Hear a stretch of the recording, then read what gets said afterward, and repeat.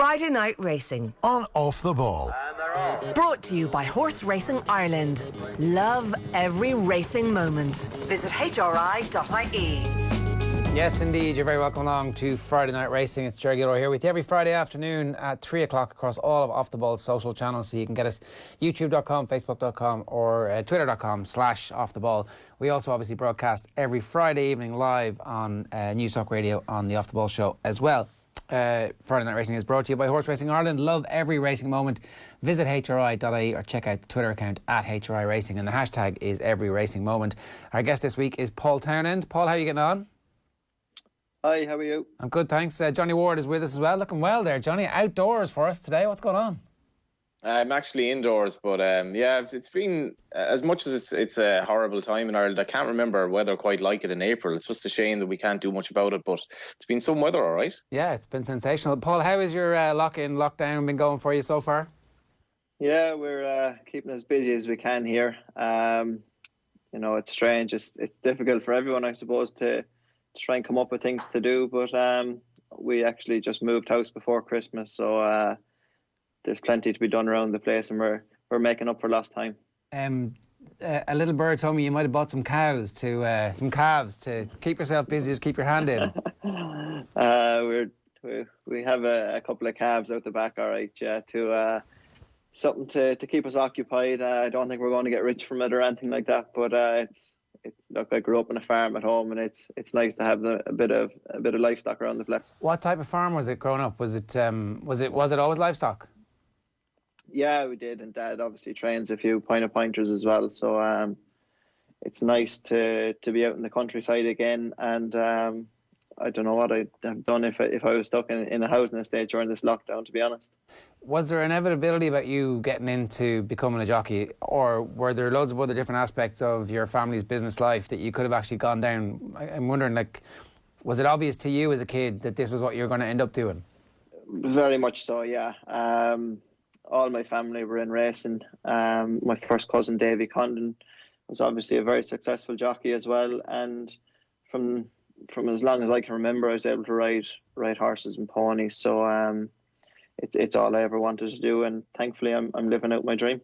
It's funny, a lot of the jockeys who we've had on the show over the years have kind of, in the course of the conversation that we've been having with them, have looked back and realised that their parents also, at a very early stage, had to be on board with the desire to be a jockey, because you've got to travel around the country in point to points, and someone has to get you there, particularly when you're a kid and you can't drive. But they also kind of have to allow you to do it, given that, you know, we all know how dangerous an occupation it's going to be. So was that the case as well? Your folks were happy enough for you to become a jockey? Very, very much so. When we were growing up, I have two sisters, and every Sunday was probably dedicated to bringing me to shows and gymkhanas first of all, and then to pony racing. So they put a lot of time and effort into me, and I'm very grateful for it. But I'm sure they had other things they wanted to be doing at the weekends, but we all loaded up and headed on to whatever part of the country it was. And do you realise that at the time, that like you've got the attention, or is that only in retrospect you're like, oh Jesus, I can see how my sisters might have been a bit pissed off? I don't think you do at the time. Definitely not. But we're very grateful for it now, and we wouldn't be where we are without it. Luckily, it turned out okay, and you're not a bad jockey after all. It's okay. They get a trip to Cheltenham out of it annually, so I'm sure they enjoy that. When did you realise? How much of an influence was How much of an influence was Davy Condon on you, Paul? I think people would almost forget how good of a jockey he was, and he retired early, but he must have been obviously that bit older than you. Must have been a big influence growing up. Huge, Johnny. Because I suppose when he was pony racing, I wasn't allowed to go pony racing. I was too young, and you know, I always wanted to aspire to do what Davy was doing.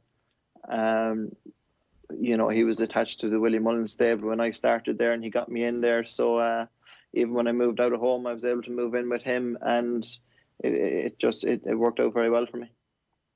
Was that daunting going into Willie's at that stage, obviously with all the stars that were there, equine and human?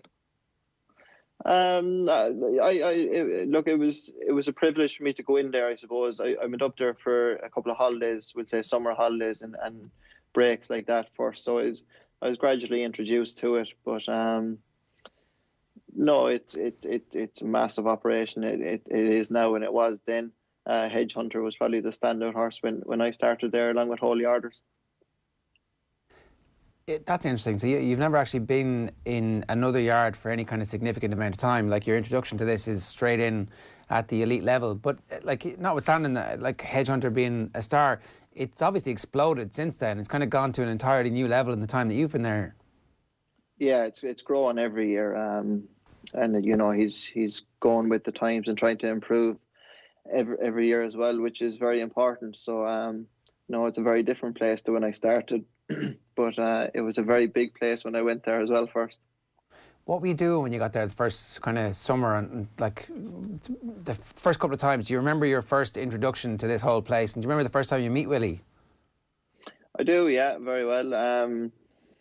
It was massive. I was looking forward to it for a long time, and I was riding plenty pony racing at the time, so I was kind of busy at that at the weekends. But we were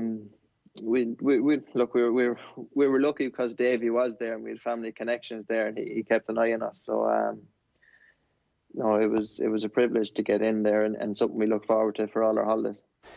So you obviously know that this is a big operation, and you know that this is what you want to do, and you do have a family connection. So what's that first period like? Like, what responsibilities are you given, and how do they take this kid who shows some promise into somebody who's going to go on to become a champion jockey? What are the early kind of exposure that you have where this is what you have to learn to do?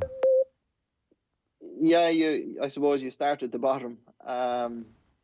You have to work your way up.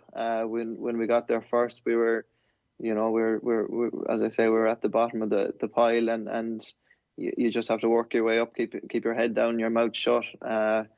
Muck out plenty of stables and ride out in the morning and go back in the afternoons and do up the horses and put in the hours. And I guess at that stage, kind of a good grounding as well, isn't it? It is, and there was plenty of older lads ahead of me that would keep your feet on the ground when you were having a bit of success. So how quickly then do you actually get on horses and races? It depends, I suppose. I was turning 16 when I went there. I done a winter, and that summer then I started riding on the flat. But it took me a year and a half, I think, to ride a winner for Willie. As an apprentice, I'd have 3 rides for my master first, and luckily he gave them to me quick enough. I knew my time riding on the flat was going to be limited due to my weight, so he got me on the road quick enough that way. But it didn't happen for me overnight riding a winner for him. And are you having any doubts during that period that this is the right thing to do? Or are you like, look, it's grand? I mean, obviously you're not on the very best horses that he has, so you know you can at least rationalise why these horses aren't winning. That's it, and I was getting plenty of outside rides. His flat team wasn't huge at the time either, so no, I was getting plenty of winners and plenty of outside rides, but it was getting a bit frustrating that I couldn't ride a winner for him. And had you given up school? It's hard to believe. Sorry, Ger, it's hard to believe just the success he's had in the flat since has been absolutely, you know, you nearly expect Willie to be winning these massive handicaps now every summer, and in those days it was such a small thing for him, I suppose, just a horse he picked up along the way. Yeah, I suppose he buys a lot of dual purpose horses now as well, and the stable's probably doubled in size as well since I started there, so there's a lot more horses, and you know there's a lot of big prizes, and he's done very well on the flat. It's a pity I'm too heavy to ride them. Had you given up school by that stage, or did you finish out school and kind of do this at the same time? I actually went on transition year. I took transition year out of school and went to Willie's for a bit of work experience and to see. And this September after, I was nowhere to be seen when they opened the school gates. Right, so that was it. You'd burned your bridges, or you'd burned the boats rather. You decided, right, this is it. This is my job now. Yeah, I was enjoying it. Obviously, when I left first, it was hard to be away from home, but I acclimatised quickly enough, I think, and I got a few pound in my pocket, and I knew I wasn't going to make that in school. Yeah, well, that is true. Come here, it was obviously the right decision, right? In retrospect, like you did make the right call. As it turns out, I was lucky. you know, it's a brave move. And at the time, I was being told it by everyone, but I wasn't for listening to it. But, you know, it's an education is very, So very they important. thought you were aiming too high, is it, or? It's no, it's just there's not a lot of people make a good living out of being a jockey. You need a lot of luck and a lot of things to go your way. So when you put all your eggs in a basket and leave school, you're chasing a dream, I suppose, rather than anything being guaranteed to you. Yeah. Well, when I left, when I was 15, I went to America for the summer, and I remember being desperately homesick. But what was a help for me was the fact that the people I was staying with were kind of so friendly and welcoming, and that's something I find anytime you're in Willie's house or in the yard. It's just a nice place, I'd say, for a kid to start off, and people kind of look after you as well. They do, in fairness. And when I went there was a great crew there as well, and not too many of them are left there now, but no, a lot of people looked after me there, and you know, I was living with my first cousin, so that was handy. Richie Kiley was living in the house, who was conditional to Willie at the time, and he was bringing me to work every morning. We had Ronnie Whelan on a couple of Sundays ago talking about being an apprentice footballer and coming over from Dublin, and some of the local Liverpool lads kind of looking at him going, "You're here to take my job." Like how cutthroat a situation is it where when you join the yard and you want to be a jockey, there are other jockeys who are there already and who, you know, want to be the person who ends up ultimately being in your seat. Like, you all have to live together and work together and clean out stables together and ride out in the mornings, but there's probably a little bit of competition internally as well, is there? There is, and I suppose when I came there, I wasn't going to be jumping the queue or anything like that, so no, there was a lot of jockeys ahead of me. Obviously, Ruby, Davy Condon, David Casey, Richie Kiley. They were there every day, and I'm sure there was one or two others coming in there, keeping their foot in the door. So I was at the bottom of a very long list, but obviously Davy went to Nicky Richards in the north of England, and I just kind of fell in there at the right time, I suppose. Is there an obvious hierarchy the first day you arrive? Like, it's, you know, like Ruby and then Davy Condon and David Casey, or like, is that established? Does everybody just know what the crack is? Not really. Everyone does the same work there. Ruby obviously picked what he wanted to ride, and he was riding for Paul Nicholls a lot at the time, so he wasn't there every morning, probably only once a week or that. So no, everyone, look, the jockeys came in 2 or 3 times a week, the majority of them, and it was brilliant. For me growing up, I idolised all them, so I used to definitely enjoy it every morning they came in. Who were the jockeys you looked at actually growing up? Paul Carberry probably stands out the most. You know, he rode the shortest. He was the most stylish of the jump jockeys, so he's the one that stood out to me the most. Himself and AP, and probably Ruby third. Yeah, you'd miss Carberry around the place, wouldn't you? Yeah, you don't really at the end of a race when you think you have it in the bag, and next he songs on by you. So you miss him around the place, but not riding against him. He was a very, very, very good rider. I suppose you came along at a time when you the proper golden generation of jockeys. Ruby's retired, Barry Geraghty's getting on a bit, Davy Russell getting on a bit, and Carberry retired, and you were sort of bang in the middle of these lads, totally at their peak, which must have been some buzz. Yeah, I was lucky to be able to learn and ride against them. Learned off them by just getting beat by them as much as anything, and a huge thrill when you'd beat them. So they definitely made me up my game to try and get to their level. And if we could compete with them, we You knew you were obviously pretty good. Just having a few difficulties with the line to Paul Townend. We'll get him, we'll just check that there and get back to it in just a second. A reminder, obviously, Friday Night Racing on Off the Ball, brought to you by Horse Racing Ireland. Love every racing moment. We'll have our tote winner to get to in just a minute as well. The Tote Irish Injured Jockeys Fund gets another €100 donation this week and now stands at €1,140. You can bet on and live stream international racing from the US, Australia and Hong Kong throughout the weekend on thetote.com. And Paul, we were talking there about the difficulty of the competition that you faced when you came in, and yet looking at the official stats, you were a champion jockey as far back as 2010, 2011. So what happened in that season? How did that season come? Where did that come out of? It was a surprise, to be honest, that we probably fell in there. Ruby got injured early on in the season, and we he missed a lot of that year.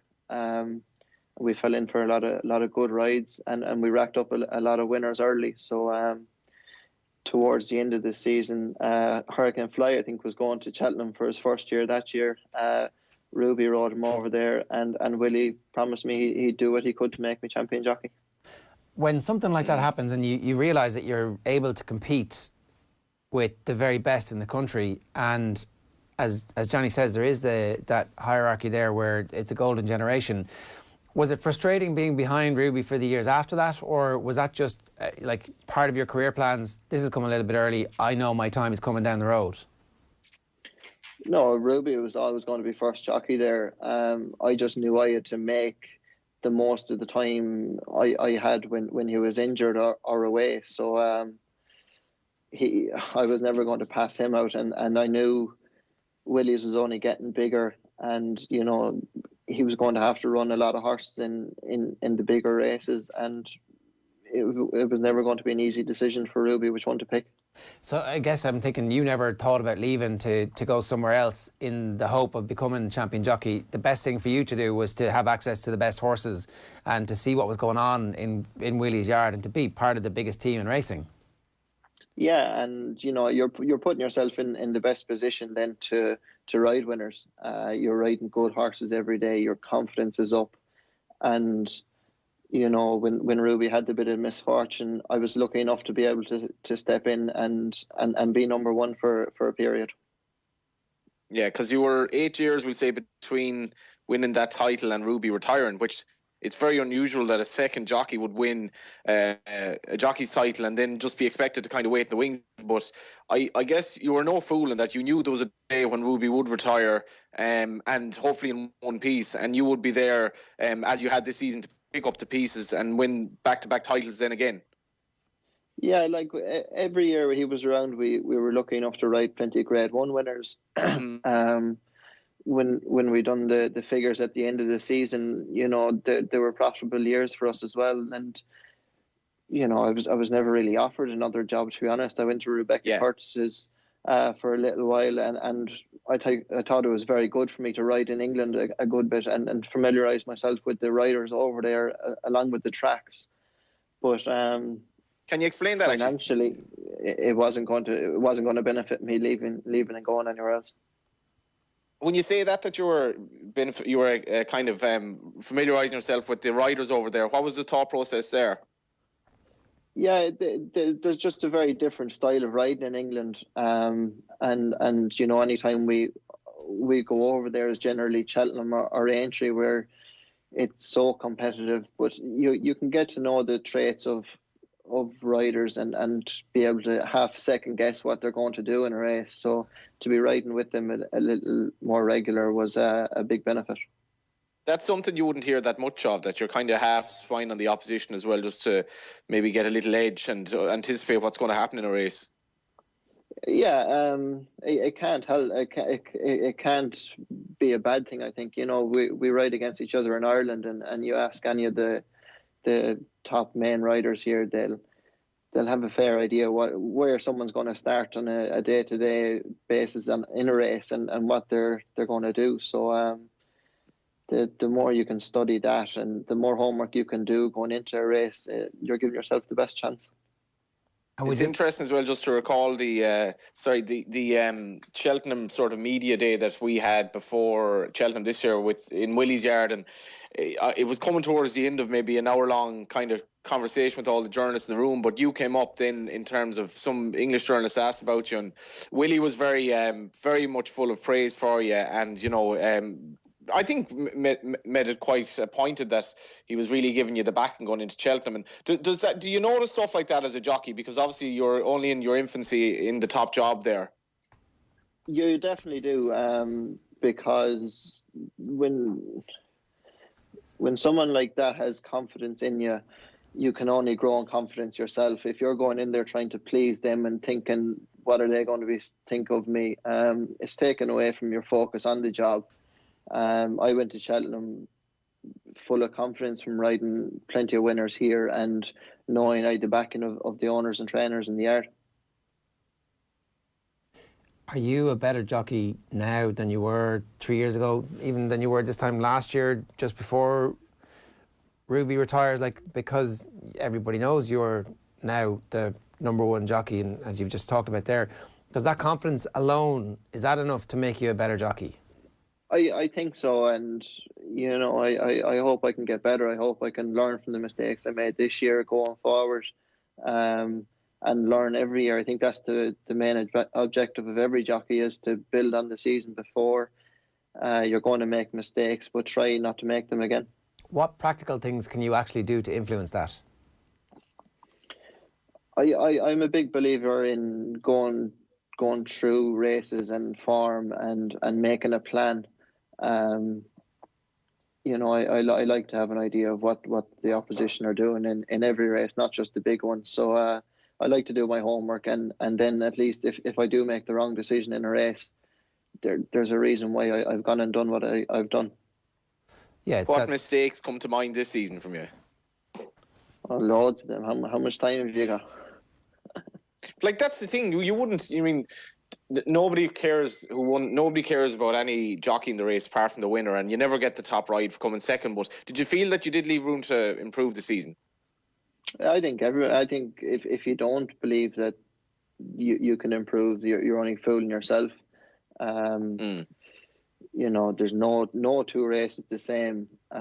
Whether you're riding the same horse, riding the same way, making the running, you're probably on a different track.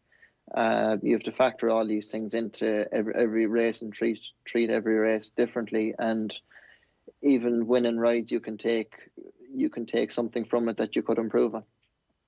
And the Benny Did You ride at Cheltenham, for me, the best horse won on the day. And I know there's a lot of chat about it at the time, but what was your reflection on it? Because it was an interesting tactical race, probably didn't go that quick, and so on and so forth. It was a cracking race. But do you think Benny Did You would have won if the race were taking place the next day, or would Honeysuckle have beaten her again, do you think? I'd love another crack at it. I'd have no problem taking on Honeysuckle and Benny Did You again. We've pulled a long way clear of the third, and they're two cracking mares. But I'd back Benny to beat Honeysuckle if I could have another go. I was kind of interested in that whole confidence thing. Certainly, by the time Cheltenham comes around, you rode a lot of winners and feeling pretty confident, and you're getting the imprimatur. But for anybody from the outside, it looks like it was a very difficult situation to step into. Not difficult. There's obviously, you're part of the biggest and most successful operation, and you're ultimately very familiar with it. You've come up through the apprenticeship, so everybody in the yard wants you to succeed because you're one of their own. But from outside, certainly, everybody's always asking, "Oh, you're filling Ruby's footsteps. There must be pressure. There must be pressure. There must be pressure." And it's hard not to feel pressure when everybody tells you have to feel pressure. It's like that. Are you nervous? I wasn't until you asked me if I was nervous or not. So what was that actually like for you, and how did you compartmentalize that? Did you have to ride it a bit? What did you do to deal with this? I didn't buy into it at all, to be honest, because I've been going to Cheltenham a long time now with a couple of good rides, and I felt pressure going there them years as well. Obviously there was more pressure there this year, but it was just because I'd probably better rides than I had any other year going. I had to make the decisions to make sure I was on the right one, and I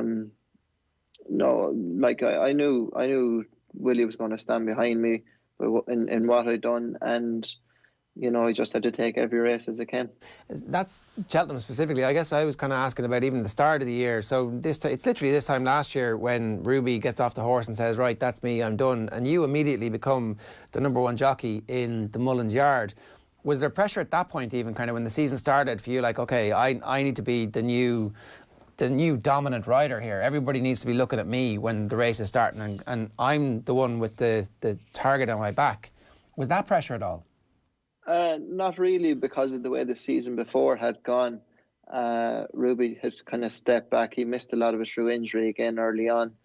And I got in a good tussle with Rachel. So I was riding the majority of the horses midweek anyway. So it as it worked out, it was probably a gentle introduction to it. And it wasn't straight into the deep end. But no, it wasn't really because of that. The season before just kind of progressed.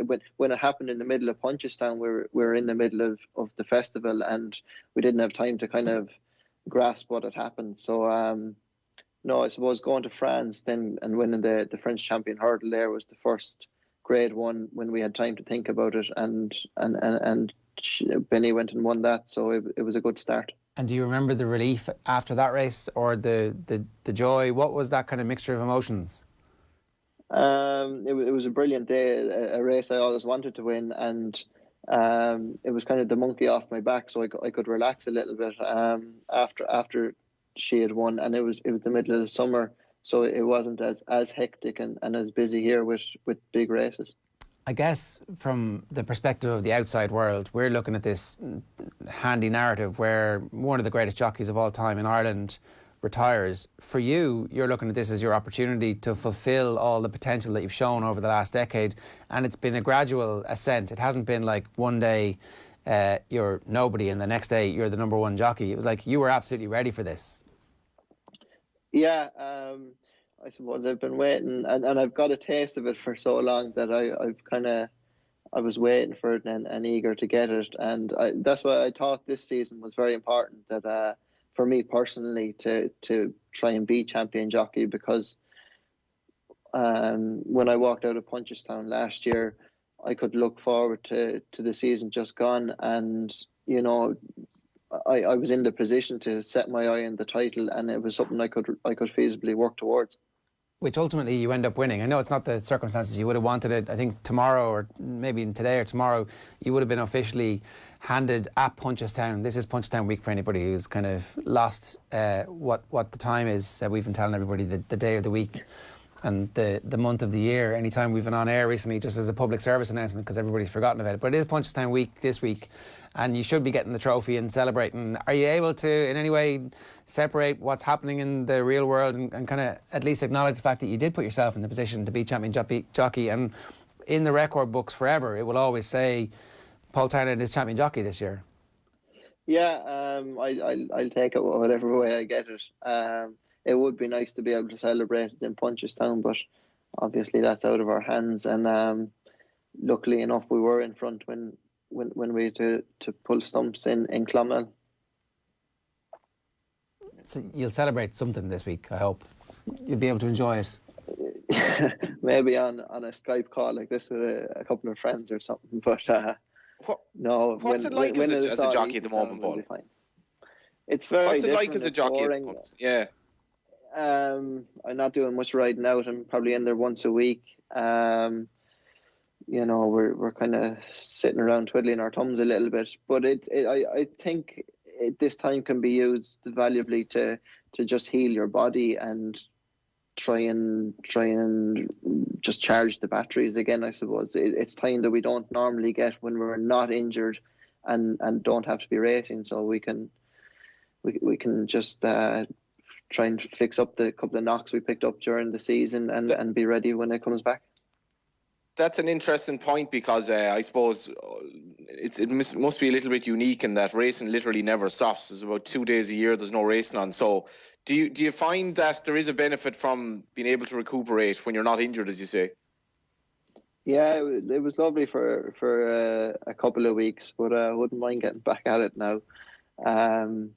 Since I've started riding, I suppose, since I went to Willie's at 15, I haven't had this much time off without being injured. And even when I have been injured, I haven't been injured for a long period of time, touch wood. So, no, it's definitely strange and very alien to me. You must be on some money from the farming if you're only turning up once a week for work as well. I'm not needed. I'd be run out of it if I was there. And How do you stay race fit? How do you actually, like, I mean, obviously there are no races for the foreseeable future, but like in terms of getting match fit and match sharp, do you just expect that you're going to be very sore the next time you go racing? We're keeping plenty active and busy around here. We'll have to do plenty to get back to race fit, but when the time comes. But as I say, I've been kind of using the time just to recuperate and give my body a chance to heal. Can you fake race environments? Like, are there actually physical activities that you can do that are stressing the same muscles that you'll stress when you are actually heading down the straight? No, I don't think so. I think even riding out can only get you to a certain level of fitness. You can't beat match practice. You can't beat race riding to be race fit. Let's talk a little bit about the Gold Cup and album photo. Like for Willie, for this to be the biggest race in the National Hunt calendar, you know, obviously the Grand National, a lot of people are going to say that, but I think for people who go to Cheltenham every year and who present horses, the Gold Cup would have been a massive dream for them. For you to be the one who delivers his first Gold Cup, can you take us back to what that was like and what your level of expectations were heading into that? Yeah, it was huge. I love to remember a lot more of it than I do. The adrenaline rush that I felt of it personally afterwards was unbelievable. But Willie had knocked on the door for so many years. Ruby didn't leave too many things for me to accomplish that he hadn't already done. So to manage to land Willie's first Gold Cup for him was very, very special. The race itself, is that something you've watched back repeatedly, once, ever? A lot of times, yeah. It gets a lot of playing here. Only for it, I probably wouldn't remember too much at all because it's a huge blur afterwards. But no, if we're after, even during the season, if we had a bad day or I managed to pick the wrong one a good few times when we were feeling down, we'd stick it on and it would bring up the spirits. And are there any stages of the race where you're like, ooh, this isn't going so well, or are you like, look, I've got it from here, I can tell? Well, when you watch it back, you can tell anyway. The second last, I suppose, the first year was a bit of a hairy moment, but a glad boy when I seen it straight the last, and I knocked my four legs on the ground. How did the two compare, Paul, actually?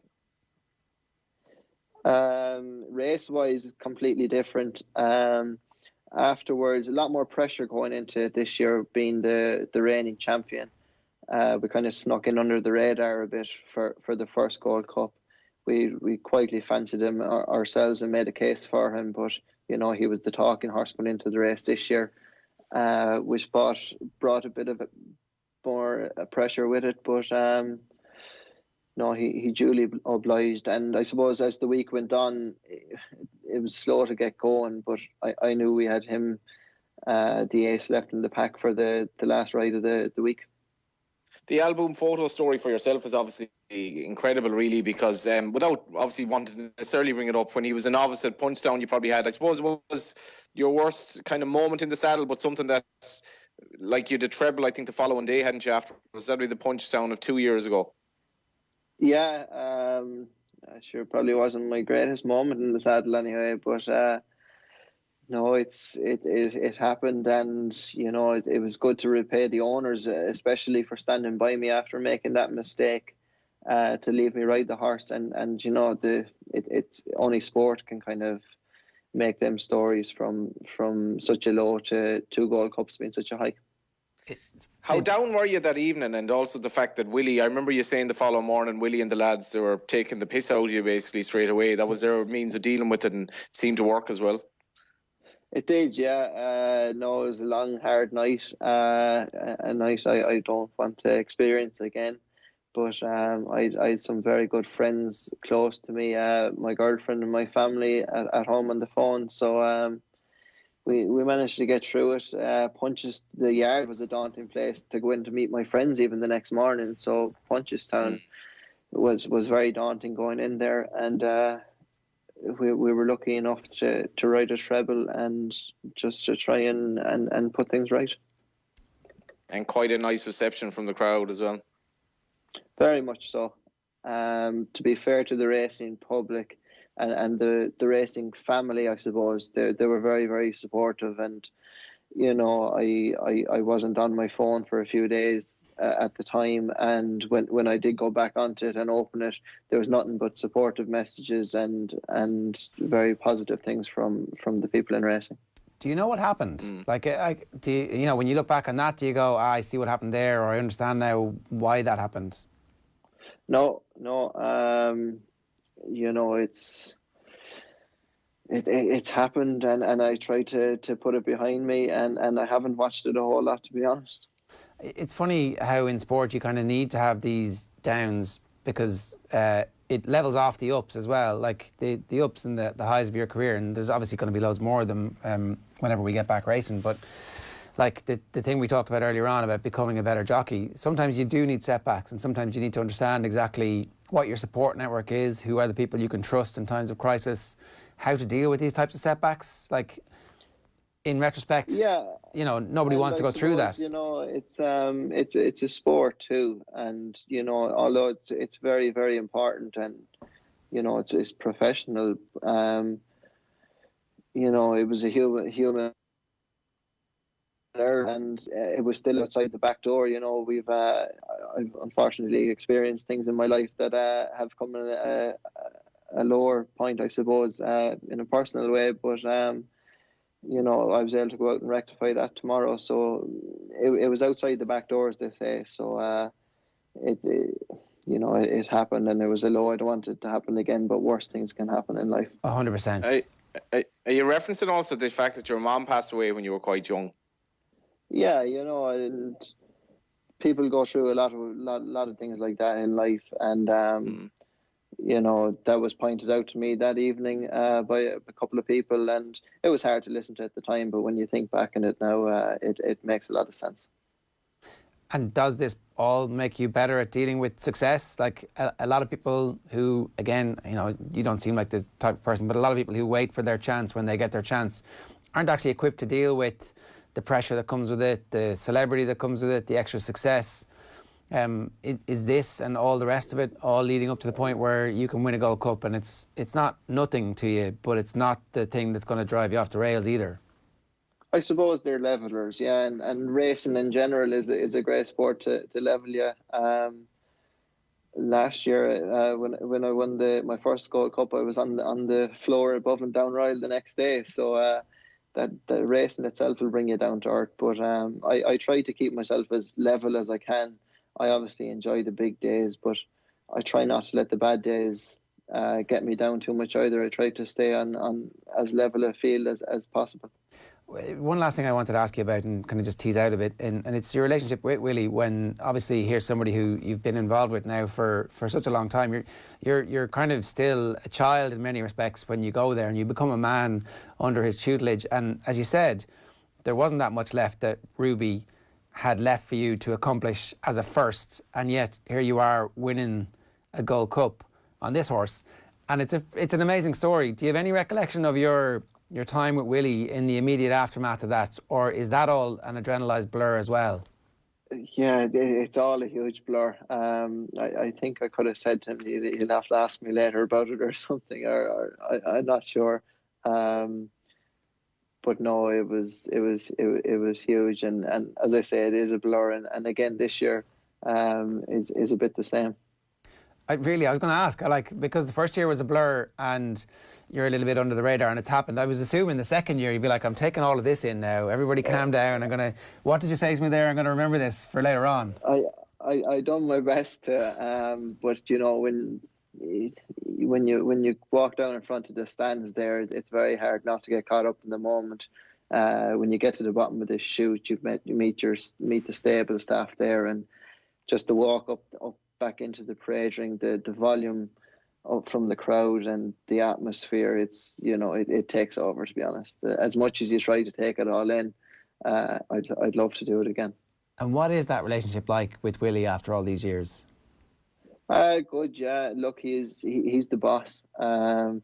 every race that we have together, we make a plan, and he understands how quickly it can change, but he knows there's a reason behind everything we do, and when you make the wrong mistake, he'll always give you a moment to speak. He won't always agree, but he'll understand there's a reason behind what you've done. There needs to be a lot of trust, really, I suppose, at this point.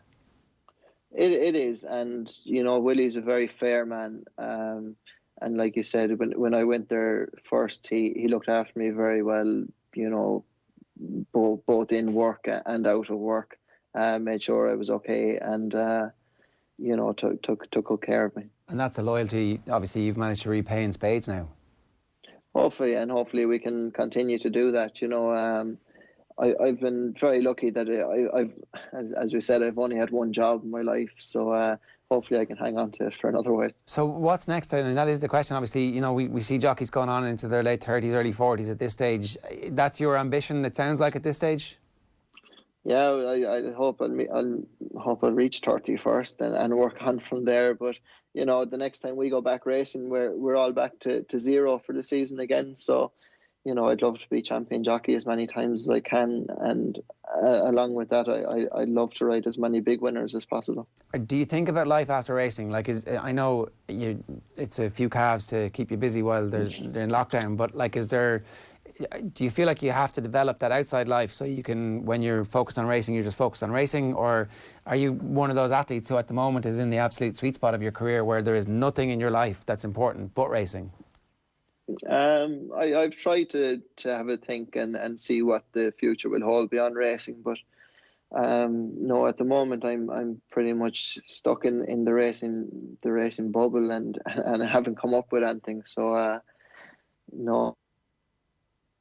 Hopefully if they're riding for another one, something. Look, we know nothing else about racing and horses, so it'll be something equine anyway, I'm sure, but what it is, I don't know. Well, I hope it's a good 10 or 15 years away. Paul, congratulations on a great season, a brilliant Cheltenham and Champion Jockey. This week, it should have been obviously the actual presentation of the trophy and stuff.